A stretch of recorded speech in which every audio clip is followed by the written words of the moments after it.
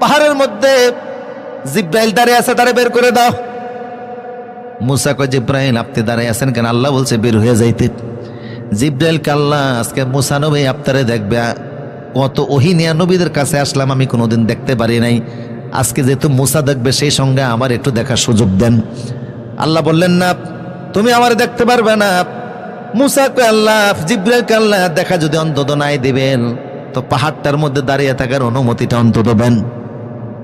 আল্লাহ বলেন, পাহাড়ে দাঁড়িয়ে থাকার অনুমতি দিলাম, তবে শর্ত আছে তিনটা। তোমার অনুভূতি শক্তি আমি আল্লাহ নিয়ে গেলাম, শ্রবণ শক্তি নিয়ে গেলাম, দৃষ্টি শক্তিটাও নিয়ে গেলাম। জিব্রাইলকে নিলে তো সবই নিয়ে গেছেন, তা আমার দাঁড় করে রাখছেন কি করতে? দেখা দিবেন না, ওইটাই বালা কথা। জিব্রাইলকে আল্লাহ একটা পাথরও বানিয়ে দিয়েছেন। এবার মুসাকে আল্লাহ এবার দেখা দেন। আল্লাহ বলেন, আরেকটু কাজ বাকি আছে, তোমার শরীরের মধ্যে ফেরেশতা আছে। আল্লাহ বলেন, ও মুসা, তোমার শরীরের সব ফেরেশতা আমি আল্লাহ দূর করে দিলাম। এখন মুসার শরীর থেকে ফেরেশতা নাই, শরীর দুর্বল হয়ে গেছে। এরপরও সাহস হারায় না, আল্লাহরে বলল, আল্লাহ দেখা দাও। আল্লাহ বলেন, মুসারে এখনো কিছু কাজ বাকি আছে। ময়দানের মধ্যে শয়তান এসে দাঁড়াইছে, ওরে বের কর। মুসা কয়, শয়তান তুই আসছস কেন? কয়, আপনি দেখলেন কেমনে? কয়, আমি দেখি নাই, আল্লাহ দেখাই দিছে, বের হ। শয়তান চলে গেছে। এবার মুসাকে আল্লাহ দেখা দেন। আল্লাহ বলেন, আরেকটু কাজ বাকি আছে। কি কাজ বাকি আছে?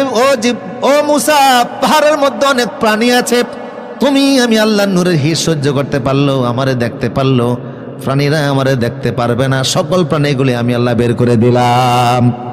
সব প্রাণী বের হয়ে গেছে, মুসা আল্লাহরে দেখবে। 7 মাইলের এরিয়া, ময়দান খালি।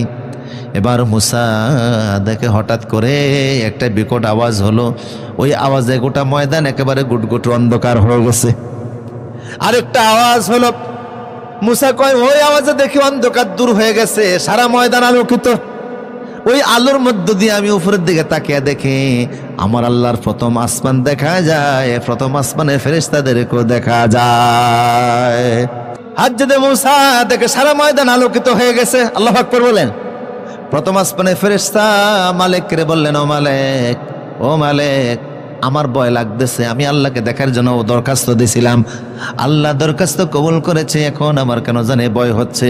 মালিক বলে, ও মুসা, ইতিপূর্বে পৃথিবীর কোন নবী আল্লাহকে দেখার জন্য আবেদন করে নাই, আপনি প্রথম আবেদন করেছেন, আল্লাহ আপনার আবেদন কবুল করেছে। ধৈর্য ধরে ব্যালেন্স নিয়ে দাঁড়িয়ে থাকেন, দেখেন না কি হয়।